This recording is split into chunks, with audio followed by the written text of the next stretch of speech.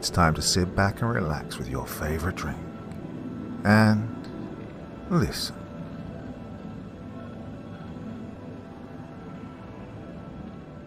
I graduated from high school a few years back. Still live with my parents, but I'm using this time to my advantage. They're kind enough not to charge rent, and that allows me the ability to save up almost every penny I make. The hope is that I can one day start up a small but legitimate business and move into my own apartment. You know, the American dream. You see, much to my parents' dismay, steady job. I prefer to take a DIY approach and be my own boss. I buy and resell things online and take odd jobs here and there to supplement my income. With the help of social media and Craigslist, I am able to regularly mow lawns in spring and summer, rake leaves in autumn and shovel driveways in winter. And eventually I'll make enough to buy a decent car and reach clients outside of town, maybe even hire a few lackeys. But what I'm here to share with you, however, is an incident that occurred, one that keeps me on edge to this day. In my first year of business, I introduced a flower delivery service. Depending on the season, I'd either pick up flowers from around town or buy them from the local florist, then deliver them to a person of my client's choosing. Though it wasn't my most popular service, it did bring in some good money. You'd be surprised how much folks are willing to pay to woo a loved one with plants. But in all the time that I bike flowers back and forth from person to person, I only ever picked up one regular. His name was Red, and he was absolutely infatuated with his girlfriend, Clara. Once a month, I'd deliver a dozen roses to the local hotel where she worked. No matter how many times I went over there with the same bouquet, she always acted surprised and delighted to no end. They really did have something special, and I was happy to be a part of their lives, in at least a small way. But then, February rolled round. Albeit my least popular job, I do gain a little traction during the Valentine's season. Along with the additional customers, Red goes all out and has me deliver 3 bouquets on the week leading up to the holiday. Between these deliveries and keeping up with my usual services, February beats the hell out of me. Well, this particular Valentine's week was a little different. It was getting close to the big day and I hadn't received a single order from Red. I usually don't get attached to my clients, but I was quite fond of Red and Clara. And because of this, I decided to reach out to him. I tried calling him. No dice. Nothing but dial tones and voicemail. I thought about riding over to the hotel to ask Clara about it, but that would have cut into the rest of the work I had lined up for the day. With no viable options available to me, I simply went about my day and kept a positive mindset. Something felt off, but I was sure it was nothing to worry about. Well, the next day, Red called back. He was fine, but there was something he wanted to discuss with me. Of all the phone conversations I've ever had, this one tops the list for most bizarre. Red hadn't ordered any flowers because he was getting ready to pop the question to Clara. He wanted the lack of gifts that week to leave her confused and then catch her completely off guard on V-Day by asking for her hand in marriage. I was happy for them, but that's when the conversation took an unexpected turn. Red didn't have a ring. He was wealthy and could afford whatever jewelry he wanted, but not just any engagement ring would suffice. No, he wanted his mother's ring, the one his father had proposed with. It was the only one he felt was fitting, the only one worthy enough to be wrapped around her finger. There was just one problem. His mother was buried with it. And then came the weird part. Red offered me $10,000 in cash to dig up his mother's grave and retrieve the ring from her dead finger. He said he'd do it himself, but he didn't have the nerve. He couldn't bring himself to defile her gravesite like that. Well, he wasn't exactly comfortable with me doing it either, but he truly felt this was the only way he could propose to his one true love. Oh, I pleaded with the guy. I really did. I told him to go to Jared's. Women love rings from Jared's, seriously. But alas, he wouldn't budge on the matter. Whether it was the allure of money that I could use to expand my business, or the desire to help out a desperate friend in need, well, I grudgingly accepted the job. I'm not going to make any excuses here. I know you think I'm crazy for doing it, and yes, I most certainly was. I know this now. Hell, I knew it then too, but have you ever looked back on something you did in your past and wondered, what the hell was I thinking? Well, this is one of those moments for me. And try as one might, you can't go back and change the stupid shit you've done. Well, this is something I'll just have to live with. Under the light of a full moon, I biked over to the cemetery.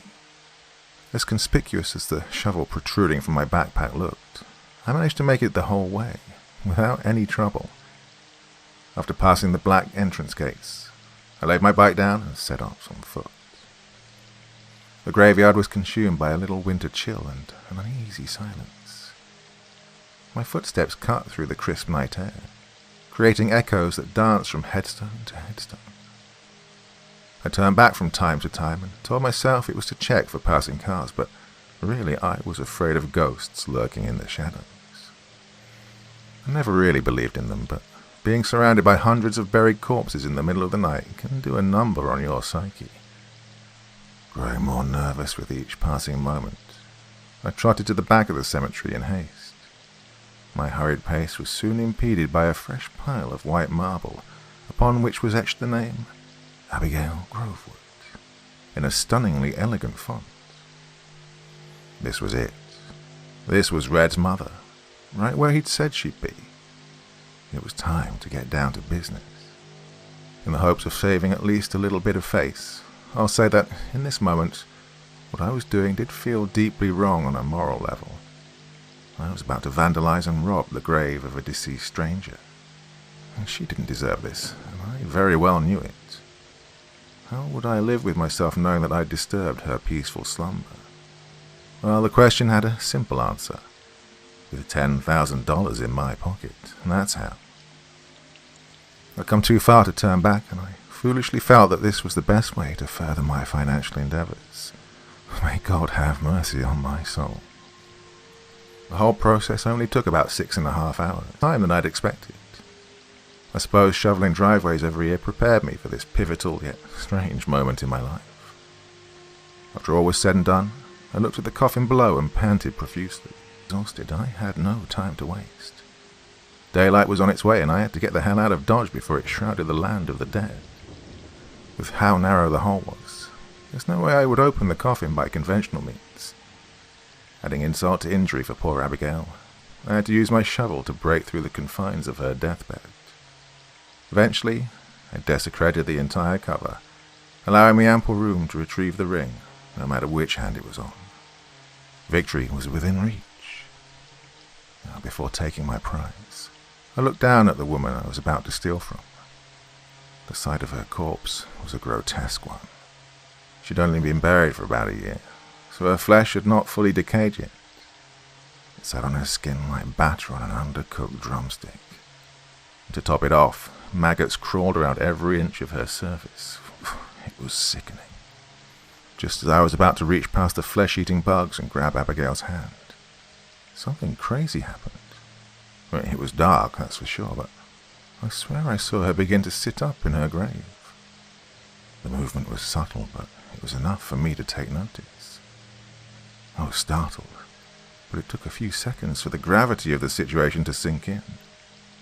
When it did, I became so spooked that I hightailed it out of there without a second thought. And that is the gist of my late-night adventure. Pretty lame, right? I went through all of the grief just to chicken out at the last minute. Pathetic, I know. But you weren't there to experience it. As I climbed out of the hole, I thought I felt something brush against my ankle. Perhaps Abigail's brittle hands attempting to pull me to my death. As I ran to my bike, I pictured her crawling out from her earthly tomb and chasing me down the road until I was inevitably captured.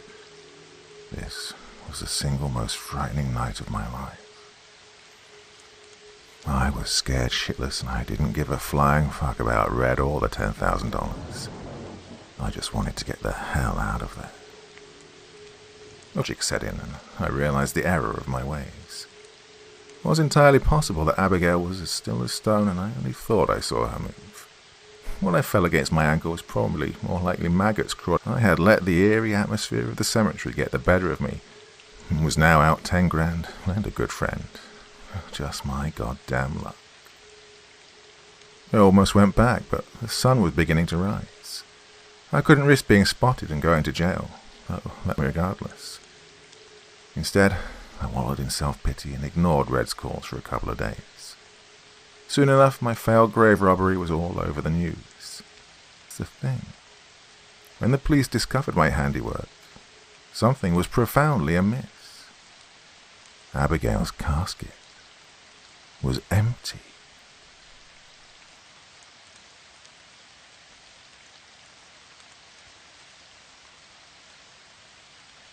Old dust-covered road on the outskirts of Bakersfield that leads to the long-forgotten town of Nadina, California, where the demolished buildings line the shattered concrete, stretching past the frayed town, and where rusted windmills creak to life beneath unyielding winds. Many within the neighboring cities would attest that the town was more than a vacuous ghost town, their recreant remarks roused by the grief-stricken tales passed down by their ancestors.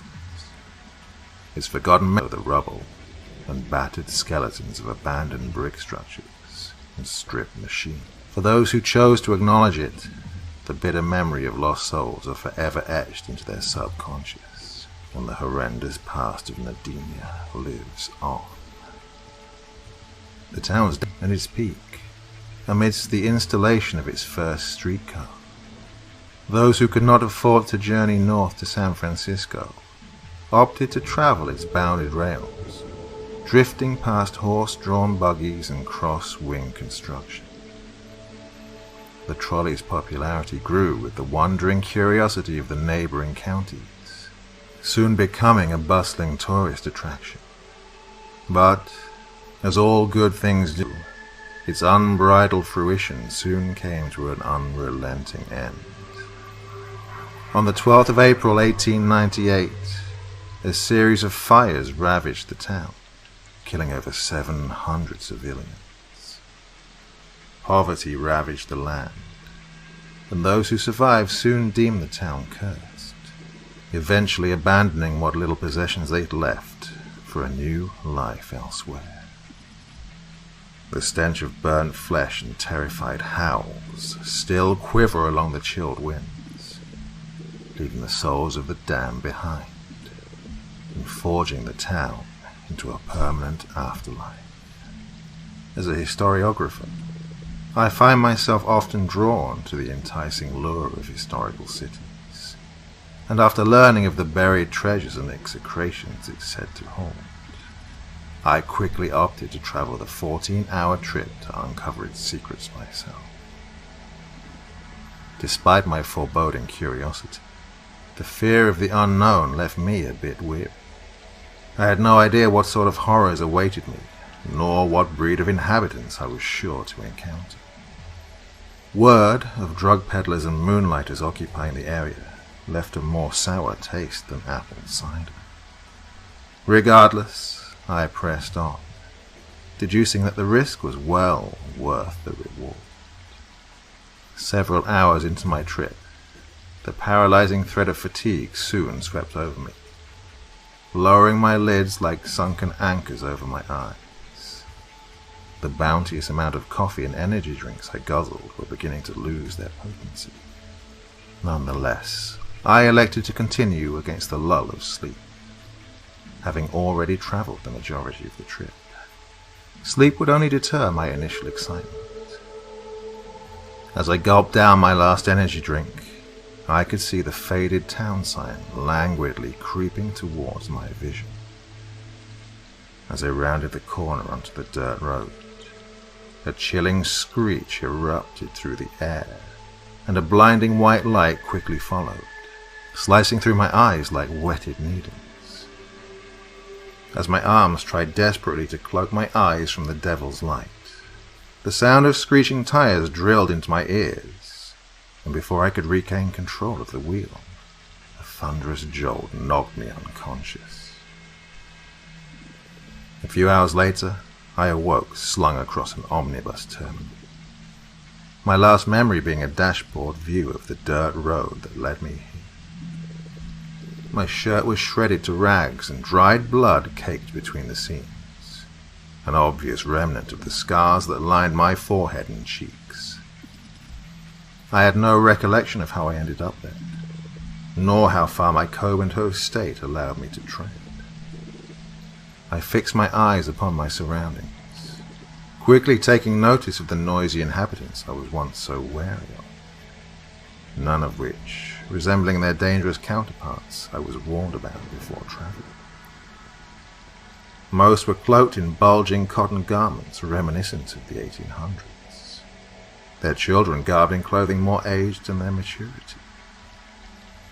Either I had stumbled upon the set of an old western, or the new residents really strived to embody the town's rich history. I continued looking around, taking in the sights of old cathedrals and Victorian-styled architecture. It was truly marvelous. I was one of the very few who braved the trip to this seemingly dangerous and cursed city. I watched on as children played in the street, while the adults conversed amongst each other, wondering why so many feared to travel here. As I scanned my eyes over the area, a darkened shadow washed over me, dimming my vision. I looked up, and the iconic streetcar was parked right in front of me, its doors partially ajar. I was dumbfounded. How did this thing survive a fire from over 100 years ago? After closer inspection, its charged and desquimate exterior suggested that the newfound squatters had been intelligent enough to get it running themselves. Despite my curiosity, I had no need to come aboard, at least not yet. I waved it away, stood erect, and sauntered off in the opposite direction. Ever since then, the damn thing's been tailing me on and off for hours, like a starved puppy looking for an alms of sprinkled dog biscuits. I wasn't alarmed at first, but most vehicles restricted to rails couldn't partake in such behavior. As my curiosity swelled, I began keeping a mental note of its passengers each time it passed, causally cataloguing every man, woman, and child aboard. There were never more than 3 to 5 passengers at any given time, and on most occasions none at all. Eventually I began counting the seconds it took to make its rounds, approximately 30 minutes before making a full cycle. A pretty short trip for a town as large as this. There was something very strange about this mysterious trolley, something that I was now hell-bent on finding. As it began to make its next round, I quickly ducked behind a buggy positioned against the sidewalk. I waited for it to pass, then immediately followed closely behind, careful of being spotted. It made multiple stops before rounding the corner into a blind alley. I abstained from proceeding any further, unsure if misplaced tracks led it astray. To my bemusement, it continued its advancements, seemingly unknowing of the approaching dead end. I braced myself for the impact, waiting to hear the grating sounds of sheet metal searing against the stone surface. I waited, but heard nothing. Only the immobilizing embrace of silence greeted my doddering perseverance. I slowly regained my composure, scouring the area for any sign of the trolley. Not a puff of smoke, nor the shattered remains of metal sat where it once tread. It was as if some magician had used it in an elaborate stage show. Without the continuous howls of electrically powered rails traversing overhead, I finally noticed how quiet the town had become. Only the low growl of street lamps interrupted its hushed ambience. Something was off. Just a few hours ago the streets were filled with life, and now it seemed like I was the only one left. Before I could jump to any conclusions, a low rumble resonated from the direction the streetcar had vanished in. I unwillingly crept closer, oblivious to what might happen next. The rumbling grew louder and louder, before a familiar white light beamed into my retinas. The sound of rotating cables pierced through the air, and the iconic streetcar once again bestowed its presence. I watched as it pulled up beside me, its doors creaking open ever so slightly. I stared with a look of confusion. Why did it want me to come aboard so badly? I slowly ambled towards it, scaled the narrow steps, and stepped onto the soot-stained tiled floor. I looked around carefully, examining each passenger, feeling my blood run colder with each glance. What sat aboard the trolley sent cold shivers down my spine. The passengers all stared blankly in my direction, their skin blotched with dried blood. Sickening blisters and deep lacerations riddled their bodies, some still excreting sanguinesque fluids. Gaping holes occupied areas of seared flesh, exposing fractured jaws and visible grey matter. The stench of decaying flesh forced vomit up my esophagus. I swallowed hard, turning towards the driver for any explanation for what I was witnessing. The sight of him left me in a cold sweat. I was even more terrified than I had been before. Beneath his ebony cloak lay the face of death.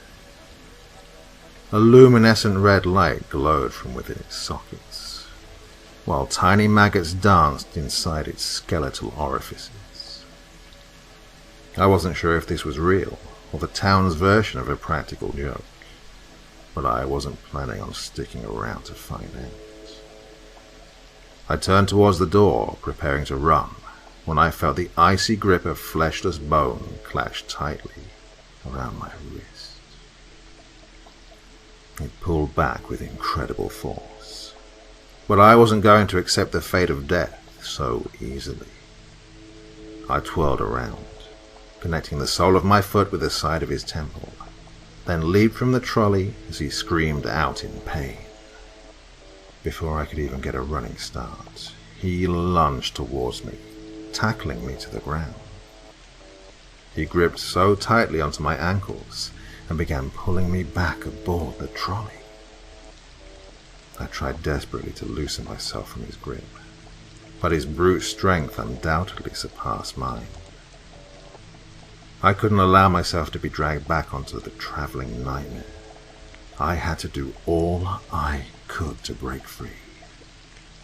I jolted violently beneath his grasp, digging my nails into the shattered concrete below. I could feel my ankles slipping from his hands. The moment I felt fingers retract, I shot up from the ground and darted in the opposite direction. I ran as fast as I could, creating as much distance as I could between us. What the hell was going on in this town? I tried to cook up a viable explanation, but all of my theories managed to conjure more questions than answers. Running, hoping to stumble upon my car on that road, running before finally reaching it. When I arrived, the townspeople were all huddled together,